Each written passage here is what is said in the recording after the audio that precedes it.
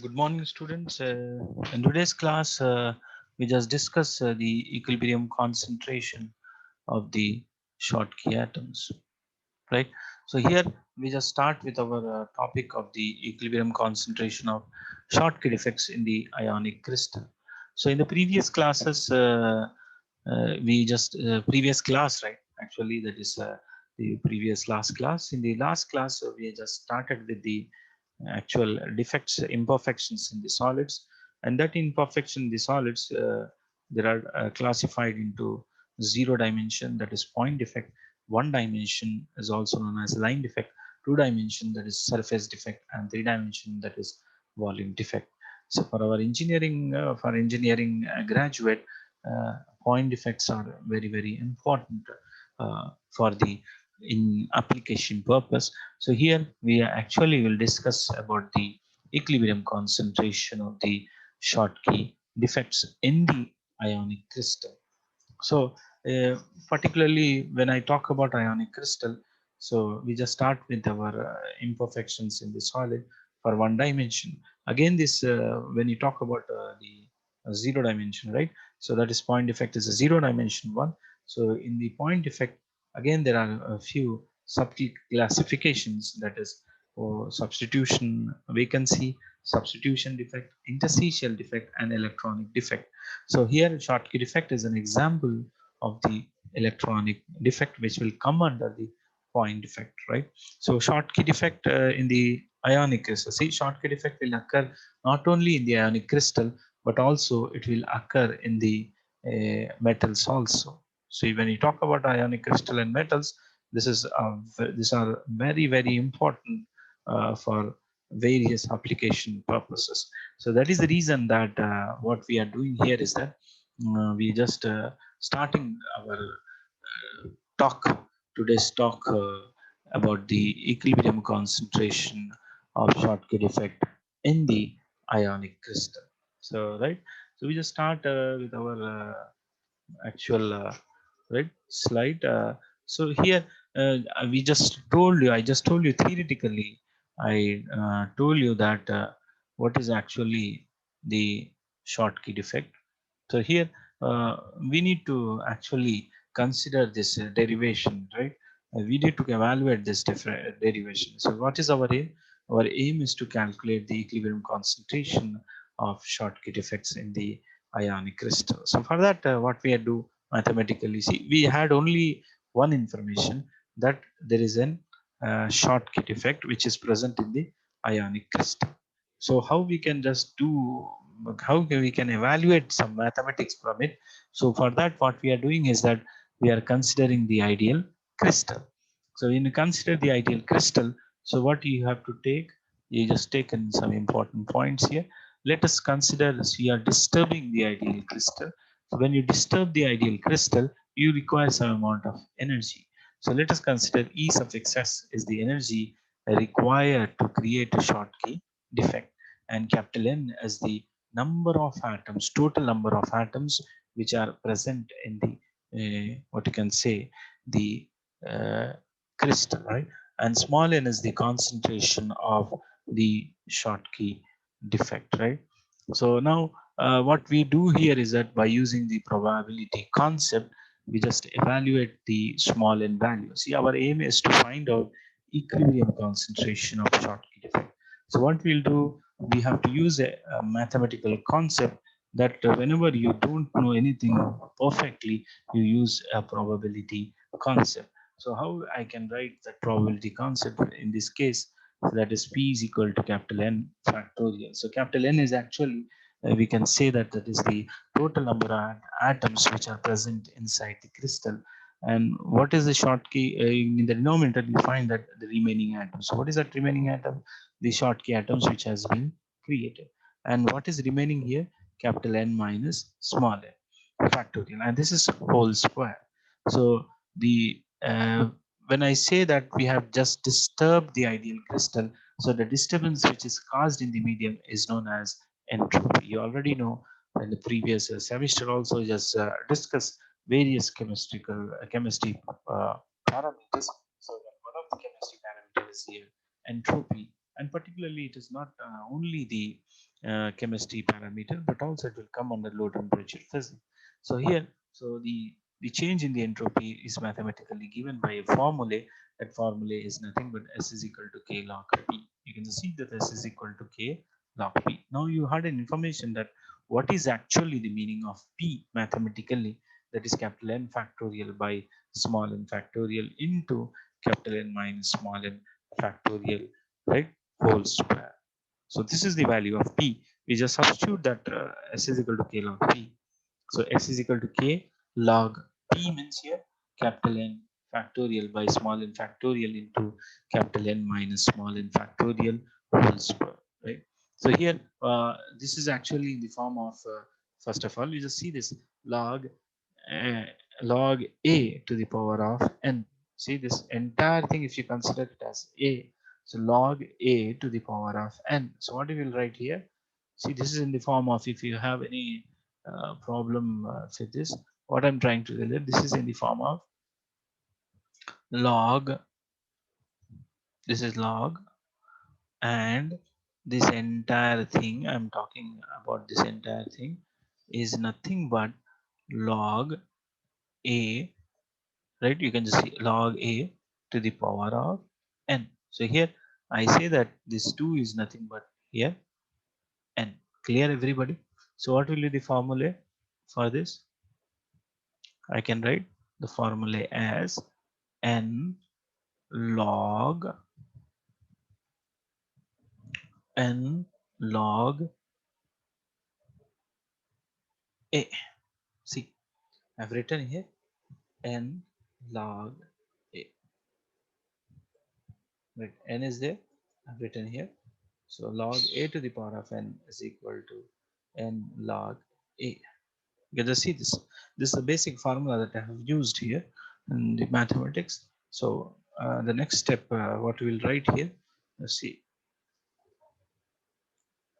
So the next step, you can see the next step.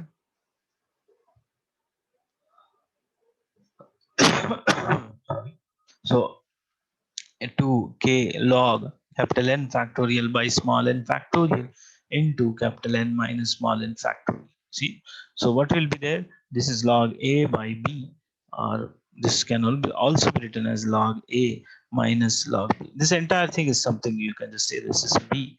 So minus log n factorial minus log of capital N minus small n factorial.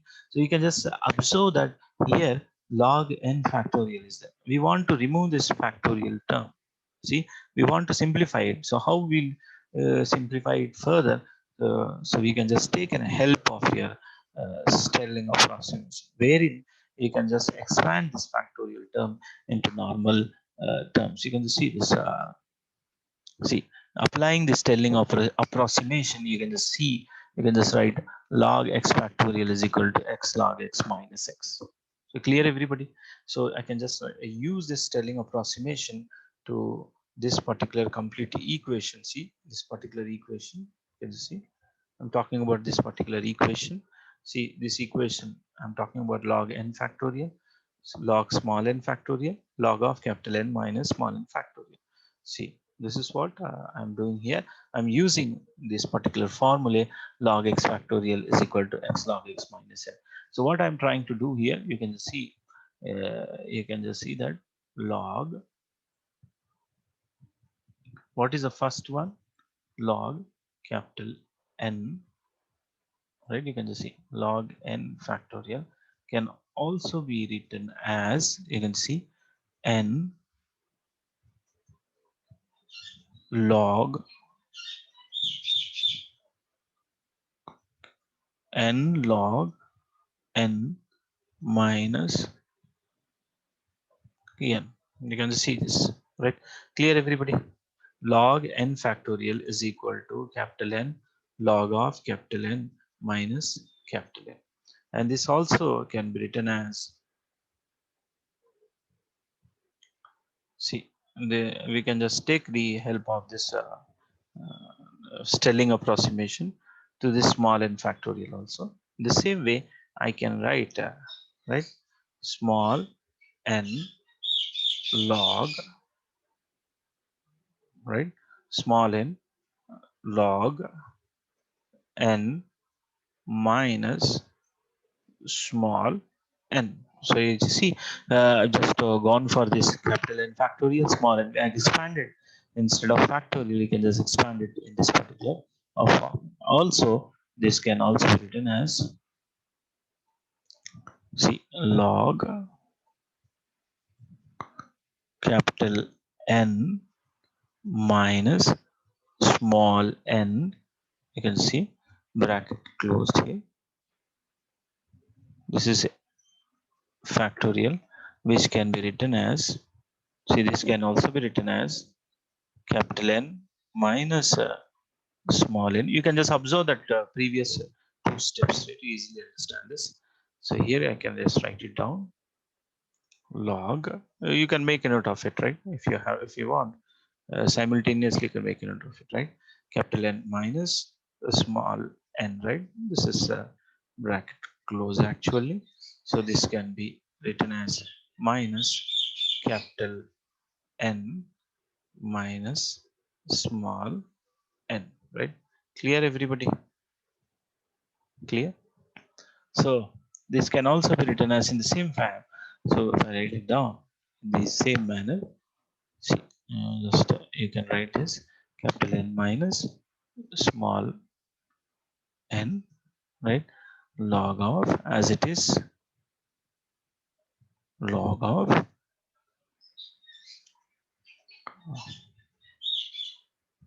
capital N minus small n, right? Minus capital N. Minus into minus is your plus. This can also be written as small. Here, everybody. So you can just see here capital N and minus small n get cancelled. Small minus n and capital N will get cancelled. So what is remaining here? Sorry, I cannot cancel this, right? Just a minute. Just erase it. Okay, this cannot be cancelled, and now at this time, this cannot be a cancel. Actually, sorry for it. I'll just erase it, right? So as it is, we can just write it down.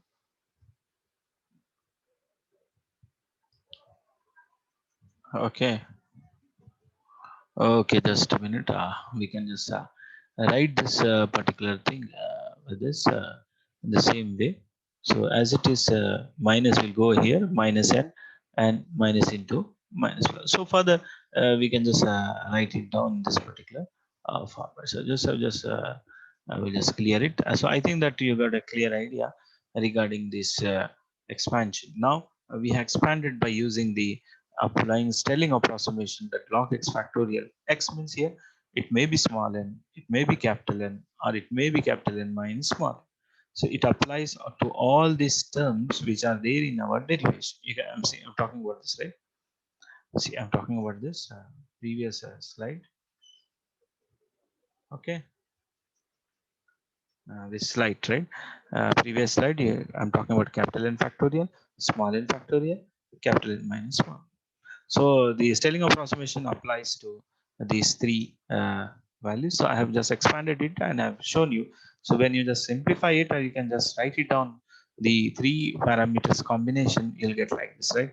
So we get x is equal to 2k log n log n minus n minus n small n log n minus into minus will be plus. So plus n small n minus of capital N minus small n log of capital N minus small n plus capital N minus small n. So with this, what I can say here, uh, I got this value. So what I'm doing here is that minus n capital N and plus n capital N, right? This will get cancelled, and plus small n and minus small n. This will get cancelled. So what will be remaining here? N, as it is, log of n minus small n log of small. Clear, everyone? Okay, so now what is remaining? Minus, as it is, we have written capital N minus small n, as it is, I have written here. So log of capital N minus small n. So right, so with this we got the value. You can see how we got this value. So this is clear to everybody, I think, right? Now what I'm doing here is that So this is what the value we got. So the next step, we'll just go for the next one. So by using the law of thermodynamics, so what the law of thermodynamics says, the change in the free energy equation, which is given by F is equal to U minus Ts, where F is the Helmholtz free energy equation, which can be written as U minus Ts, where U is the internal energy and T is the absolute temperature, S is the entropy. So when you just remove this internal from the internal energy, if you remove this temperature, absolute temperature, and also the entropy, you'll get the free energy. So just now we just written in the previous slide what is actually the energy required to create a Schottky atom, that is ES. Here uh, from the internal energy of the crystal, if you just apply some amount of temperature to it, and due to that temperature, some defect, some variation in the atoms takes place. So that can be known as the free energy. So from the internal energy, we are just removing that term, that part. So we just write F is equal to U minus Ts, right? So this you can just say that this is what actually we are looking about. So here you can just see F is equal to U is nothing but N into S, right? So N is the number of Schottky atoms that we require, right? So E is your energy, right? Es is your energy minus T, as it is I have written here. What is S? You already know, 2k. So T is there, 2k is already there. N log n, as it is, minus small n log small n, minus of capital N minus small n, log of capital N minus small n. So log of capital N minus small n, as it is I have written here. You can just see as it is I have written here. So at equilibrium, so you can just see at equilibrium, the change in the free energy definitely is very, very uh, minimum. So at equilibrium, the change in the free energy is minimum, and we say that that can be mathematically written as. See, why we are talking about equilibrium? Because our main derivation, the main topic of our today's class is actually equilibrium concentration of Schottky atoms which are present in the crystal. So how it is possible to know the uh, change in the free energy? So at equilibrium only, what is the change which has been occurred in the energy of the crystal when you apply some amount of force to it by, that is, the temperature. The temperature is right, varying, right? So here at a particular temperature, right, not exactly varying. Here at equilibrium, the temperature will be some constant, that is called absolute temperature. So there will be the change in the free energy will be minimum, and that is mathematically written as dou F by dou N is equal to 0. FDC. F is this complete thing is F. So you should be very clear that you are differentiating the free energy with respect to the Schottky atoms, number of Schottky atoms. So dou F by dou N is equal to 0. Clear, everybody? So with this, what we'll do is that, see, you can just see. So dou F by dou N. So with respect to small n, we can just write ES is as it is minus 2 Tk. So I have written minus 2 kt as it is n log n. So here you can just see this what we can do here. What I'm doing here, so I'm using this. So here you can just be very clear. So n log n, this n log n, so this will become 0. Why it is 0? Why is 0? Because you are differentiating f. You are differentiating f with respect to small.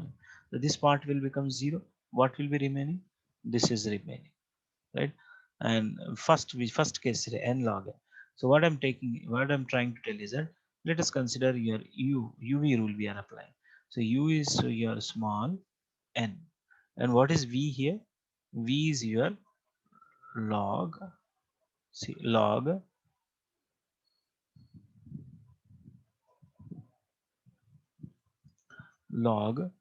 small n.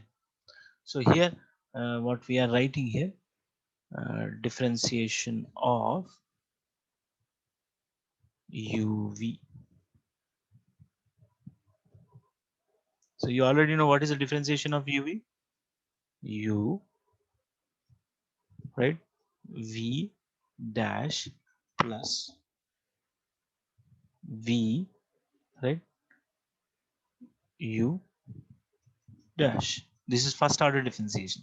So v dash means here talking about first order differentiation. So first you see that u here, what is written? U v dash. So v is what here? Log n. So log n, that is log x, is differentiated, then it will become 1 by x. You can just see n into 1 by x. So minus c, minus is going inside. So minus, plus into minus is minus log n into 1, right? V is what? Log n. U dash means what? U is your n. So differentiating n with respect to n is 1. So log n, as it is I have written. Clear everybody? Now see, now you can just, now I'm taking the u as, you can see u as, which term we are taking here? Capital N minus small n, you can see. And here v is, you can see, v is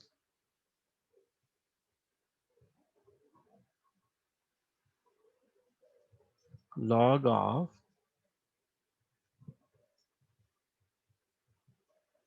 capital N minus small n. So here v, now so you can just see, we are talking about, I'm talking about this, right? Here u is what? N minus n, and here v is this term. Clear everybody? So v is log of n minus n. So again applying uv rule. So you just apply the uv rule. Same thing. U v dash. So u v dash log x is 1 by x. So here in the x term x, n minus small n. So again this should be differentiable, and small n is differentiated. So what will come? Minus 1. Clear everybody? Now plus into minus minus log of capital N minus small n, as it is, you know. See, you just remember this.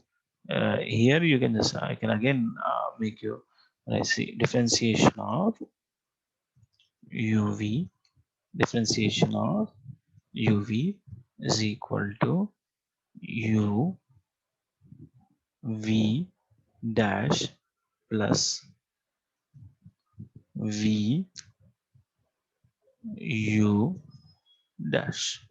So plus into minus, it will be minus log of v. See, you can just, v is log of n minus n. So u dash, what is u? You know, n minus n. So if you just differentiate it, just now I told you, if you again this is differentiated, minus 1 will come. So here minus 1. Clear everybody? So now with this, what you can say, this small n, this small n, right? It get cancelled. This n minus n in the numerator, and this is in the denominator. This will cancel. What is remaining? Minus 1 minus log n, right? Minus 1 into minus 1. This will become plus 1. So minus into minus, this will become plus. See, if you want, just I will write here for your comfortableness. This minus, this is what? This will become minus. This is your minus log. See, as it is, I'm writing log small n, right? And what is remaining here? Minus 1 into minus 1. So what it will be? Plus 1. Clear everybody? Plus 1, right? See here, this is over, this term is over. So you can see minus into minus plus. Clear? Plus minus into, see, minus into, see, minus into minus 1 plus log of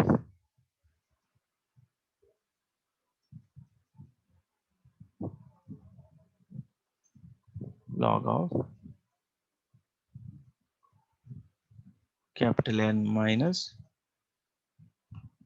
small n.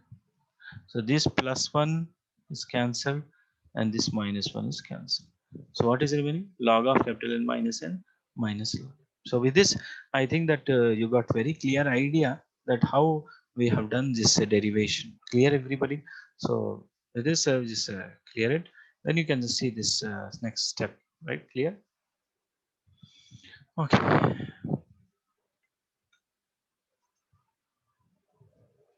Okay, we'll go to the next one. You can see. Right, es minus 2 kt minus 1 minus log n. Okay, this will become minus 1. So what it will be? Minus log n log of n minus 1. I have just showed you, right? See, minus 1 plus 1 get cancelled. I just already told you what is remaining, log of capital minus n minus log n. So es, see es we just written 2kt. This will go to the denominator. Es by 2kt is equal to minus log n small n plus log of capital N minus small n, right? So the log a minus log b. So log a minus log b is log a by b. So es by 2kt is equal to log of a by b. You can see log of capital N minus small n by small n. Clear everybody? Log a by b. Just now I told you this is in the form of you can see this is minus log, see, log a, right, plus log, right, b. So this can also be written as, otherwise you can write log b minus log a. Clear everybody? So log b by a, log of b by a. The same way. See, we are writing, just writing in the same way, log of b by a. So clearly, see, if you want, you can just write here. Here a means small n. Clear everybody? B is what? Capital N minus small n. So with this, you can just see what I am trying to write here. So clear everybody? So log of a minus a log b plus log b minus a log of, which is equal to log of b by a, right? So we clear this drawing. Right, es by 2kt log of a by b. The next one, right? See, e to the power log will go here. So this particular term will go here. See, I'm talking about this. If you log go in the next step, log will go to this left hand side. So it will become e to the power of es by 2kt, which is equal to capital N minus small n by small. Clear everybody? Right? So the next one, what you can do here, the last one.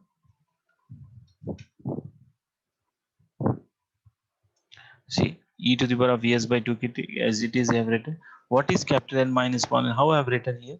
Since small n is very much smaller than the capital N, so small n can be neglected in the numerator. So what it actually means here, see, again for your comfortableness, what I'm trying to tell is that since this small n is very much less than capital N, so capital N minus small n can be approximated to capital N. What we have done, see, the same way, capital N minus small n is approximated to capital N. Why? Because this condition, due to this condition. So what we have written, capital N by small n. Clear everybody? So next one, you just very clearly you understood, I think so. So if not, no problem. See, you can ask as many times in the doubt session also, and whenever I'm free, definitely I'll try to answer your queries, right? Small n go to this side is equal to capital N e to the power of. So when it comes to the, this will come to the denominator, and this will go to the numerator. So if you want, I just again, you can just annotate here. See, I can write it here, and small n is equal to, small n is equal to capital N. See, again we can write like this, capital N divided by e to the power, e to the power es, right, es by 2kt.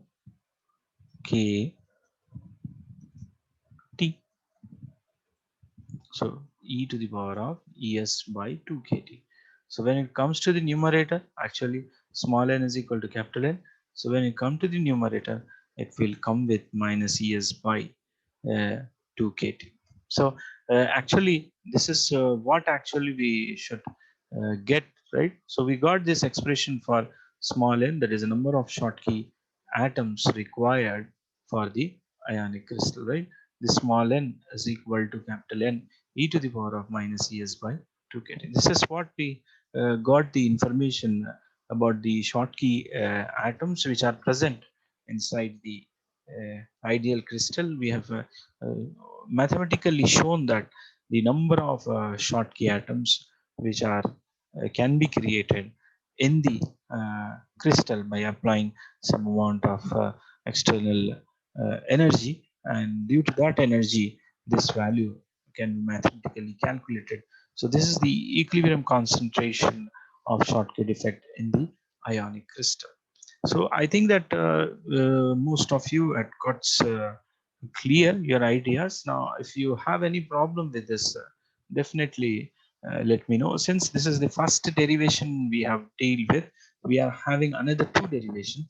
Just now I told you that Schottky defect occurs not only in the ionic crystal. So, sir, you have not told us the information example. Right? You can just take the example of ionic crystal, that is NaCl, KCl, so Na plus Cl minus. So these are what K plus Cl minus. These are the examples of your what I can say, examples of the ionic crystal. So in the next session, definitely we'll go for the next derivation, that is the equilibrium concentration of the Schottky defect in the metal, and then we'll go for the equilibrium concentration of the uh, Frankel atoms which are present in the given metal, right? So that actually metal are the non-ionic crystal. So we just say that we'll definitely try to complete in our next class. Hope you have understood this class, and if you have any queries, please let me know. Right? Thank you, everyone. Thank you for your patience.